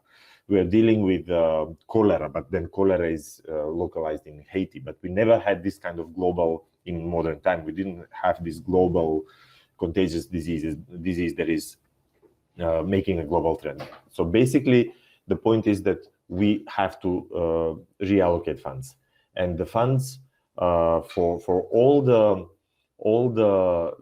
medical conditions that can wait are just put in a plan B now, because all the resources are shifting to the response to COVID. However, within these limited resources, financial and human resources, migrants are at particularly high risk. Why? Because the outbreaks usually are putting the spotlight on migrants, and usually some of the health systems are just designed to respond first to the nationals and then to migrants. And again, I think that although this is really a heavy burden that is happening now with COVID, we have a chance to learn a lot how to design our policies in terms of better inclusiveness of migrants, especially in times of public health events of international concern. For example, currently IOM is implementing a project of community-based surveillance in Colombia and in Panama, and the project already has been initiated before COVID. But of course, because of COVID, we couldn't implement the way we wanted to implement, the way we planned. So basically, we had to adjust. And now we are introducing the social networking and social platforms in order to support community-based surveillance and include migrants. So basically, again, the innovative approaches and lessons learned from this pandemic will give us the right answers. For the time being, we don't have a right answer how to manage migrants well in already limited financial resources of the existing health systems. Hopefully that this will change soon. Thank you. Thank you very much, Alec and Pedro, for your question. A continuación, Alexandra Boni, de OIM. So Alexandra Boni from IOM. Alexandra Boni, if you can open your mic and your camera, please.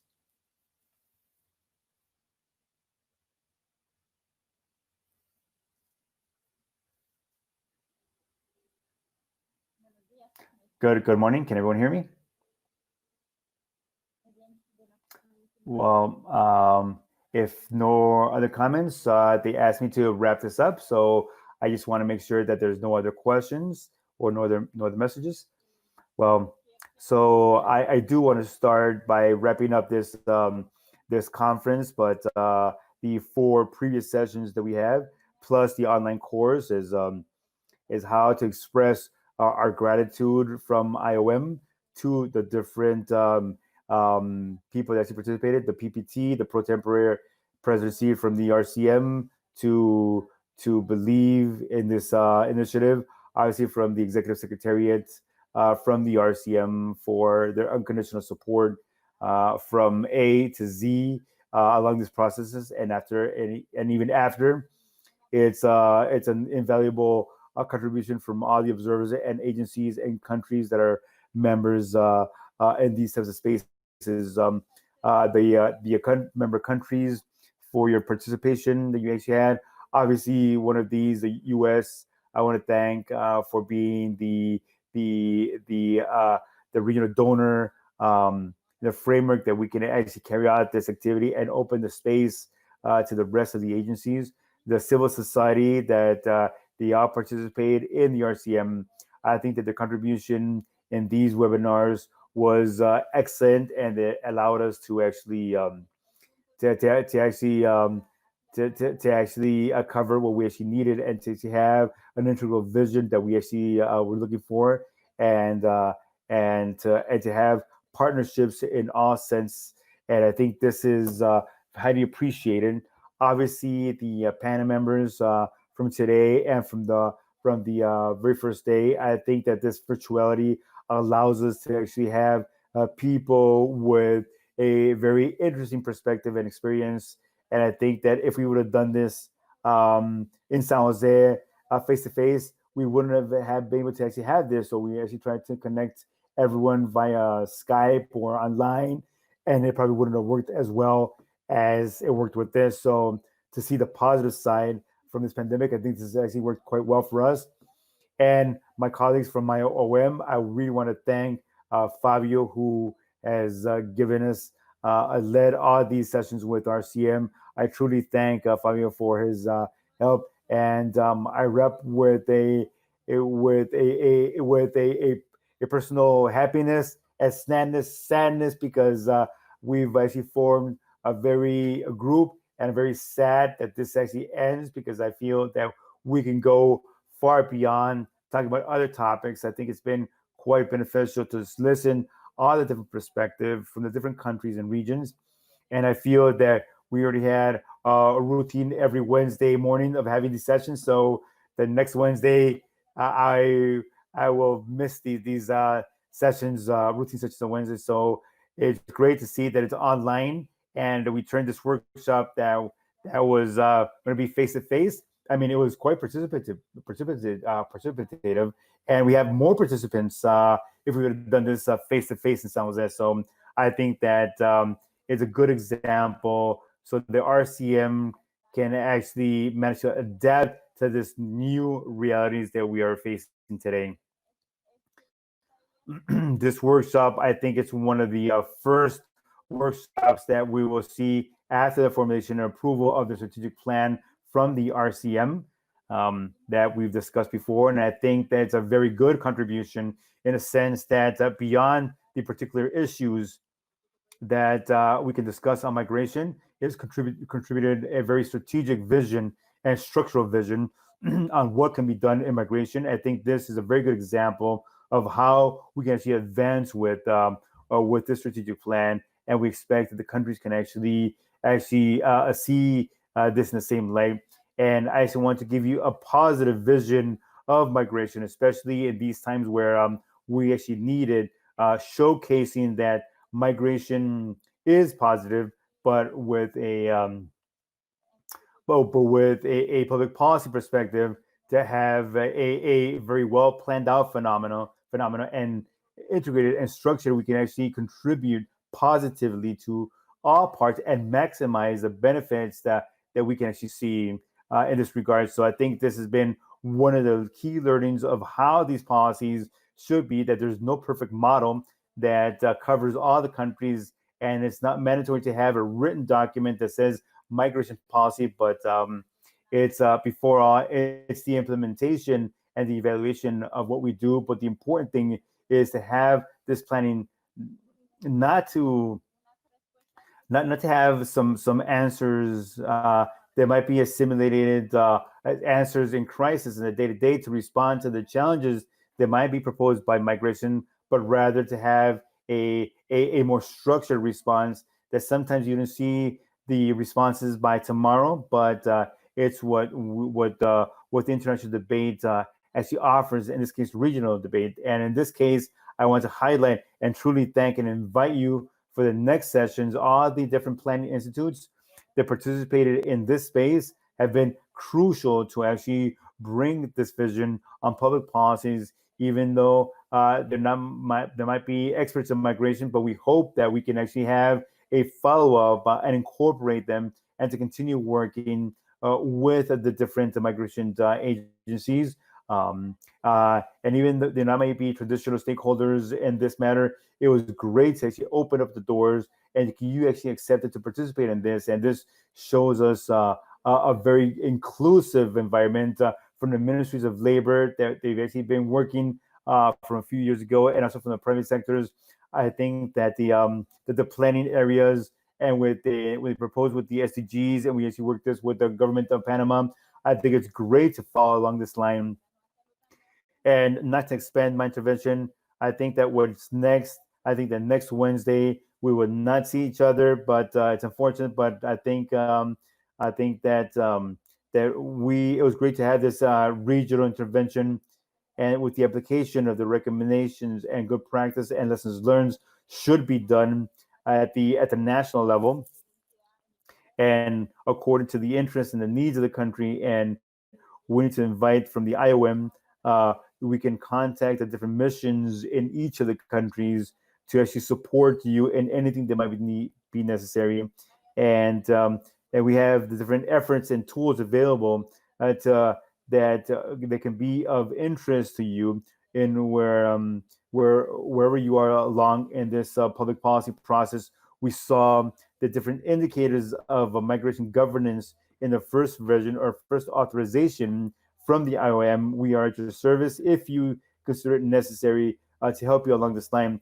And we can also help countries in the design of migration policy where you actually might consider it necessary. And also forms of cooperation technically that we have available, and so and with the support from international advisors and that are in charge of the design of migration policy, and something that we can see help you to request this by the country to have an external view and help from external experts. Obviously, the exchanges between countries have given us very good fruits, like internships or at least 2 or 3 day exchanges. I think this is the help that we can actually provide.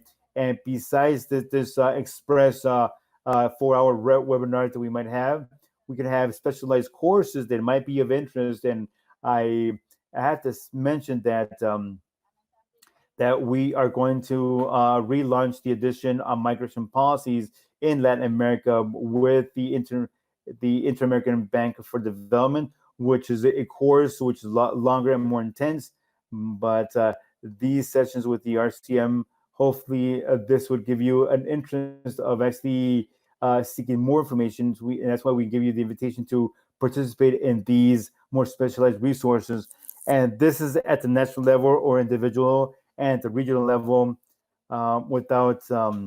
Well, I don't want to predict the future, but at least our interest in the future would be to continue with this training program for next year, but insisting on having a new focus that due to time, we haven't been able to incorporate this time. We actually want to have the local governments to actually have this regional exchange, because we see that a lot of municipalities are the first ones that receive the returned population or migrants, and those are the ones who have to provide the services. So we have several experiences with the design of migration, of local migration policy development, or but we feel that it would be tremendously beneficial to have this exchange at the local level, at the context of the RCM for next year. So we hope that we can comply with this objective and to work on this for next year.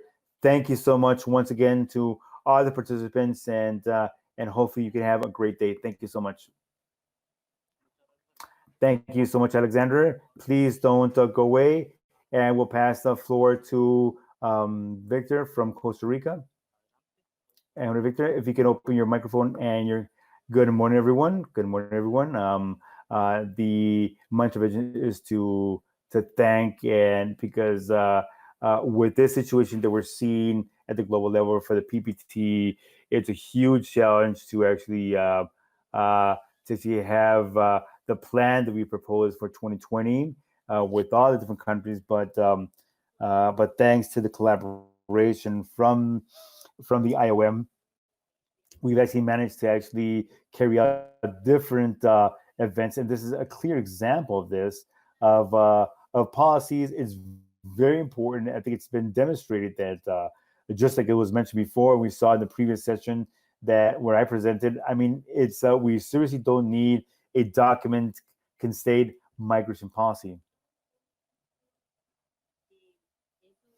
I think this is I think it's very important, and also something that is necessary is the follow up and the participation and and the joint construction that this has to be done in the day to day, because migration movements or the migration patterns are changing every day, and these represent a challenge for all the different states, and we need to be in kind of constant monitoring of this.